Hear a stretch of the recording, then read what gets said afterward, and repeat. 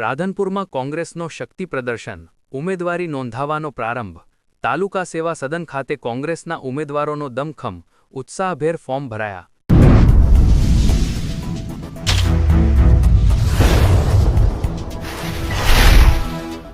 પાટણ જિલ્લાના રાધનપુર ખાતે સ્થાનિક સ્વરાજ્યની ચૂંટણીને લઈ રાજકીય ગરમાવો તેજ બન્યો છે.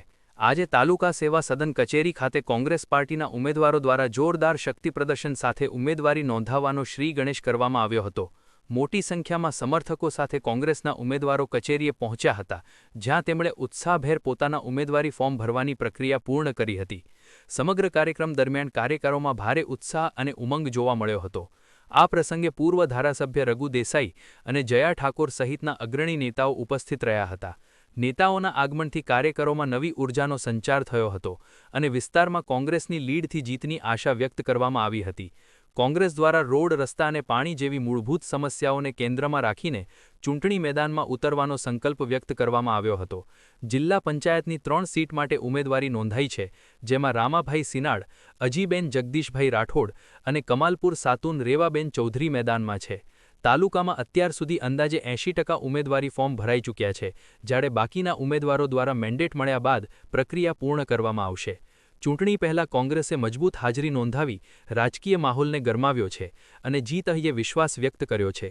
અહેવાલ અનિલ રામાનુજ, લોકાર્પણ. ટિકિટો બધાને આપવાની છે, જેટલી સીટો છે એ પ્રમાણે. આજે અમારા 80% ઉમેદવારો રાધનપુર, સાતલપુર અને સમી અને પાટણ જિલ્લાના ફોર્મો ભરશે. બાકી રહેશે બધા કાલ સવારે ભરશે. કોંગ્રેસ પાર્ટી એકજૂટ થઈને, ગુજરાતમાં ઘણા વર્ષોથી ભાજપની સરકાર છે, સ્થાનિક સ્વરાજની ચૂંટણીઓ બધી એ લોકો જીત્યા, વિધાનસભાની ચૂંટણીઓ જીત્યા અને લોકસભાની જીત્યા, પણ પ્રજાનું કોઈ પણ કામ, ખેડૂતોનું કોઈ પણ કામ હોય, ખેડૂતો માટે બિયારણ નથી, અનાજ નથી, વ્યવસ્થાઓ નથી, ખાતર નથી, ખેતી માટે પાણી નથી અને ખેડૂતો જે ઉપજ કરે છે એના માટે બજારમાં જે ભાવ મળવા જોઈએ ટેકાના ભાવ પણ નથી. વિદ્યાર્થીઓ જે ભણે છે એમના માટે એજ્યુકેશન નથી.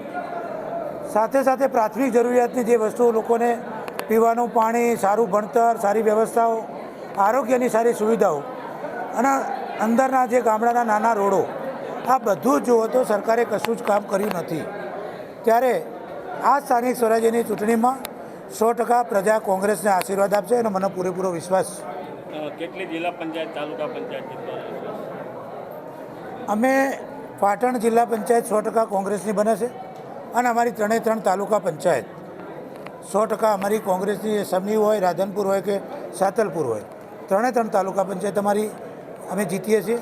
10 અમારી જિલ્લા પંચાયતમાંથી 8 જિલ્લા પંચાયતો પણ કોંગ્રેસ જીતશે. પ્રજા અમને આશીર્વાદ આપશે એનો પૂરેપૂરો મને અમારી રાધનપુર વિધાનસભાના મત વિસ્તારના નાગરિકો ઉપર વિશ્વાસ. કયા મુદ્દાઓથી વોટ માંગશે કોંગ્રેસ?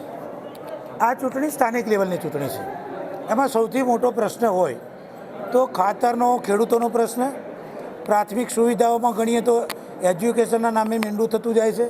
જે જગ્યાએ સ્કૂલો છે ત્યાં શિક્ષકો નથી, વ્યવસ્થા નથી. સરકારી હોસ્પિટલમાં દવા છે તો ડૉક્ટર નથી, ડૉક્ટર છે તો નર્સ નથી. રોડમાં ખાડામાં રોડ, એવી પરિસ્થિતિ આખા વિસ્તારમાં છે. લોકો ત્રાહીમામ છે, પીવાનું પાણી પણ નથી. 15 દિવસે ગામડામાં અમુક જગ્યાએ પાણી મળે છે. નર્મદા કેનાલના પાણી હજુ લોકોના ખેતરો સુધી પહોંચ્યા નથી. મેઇન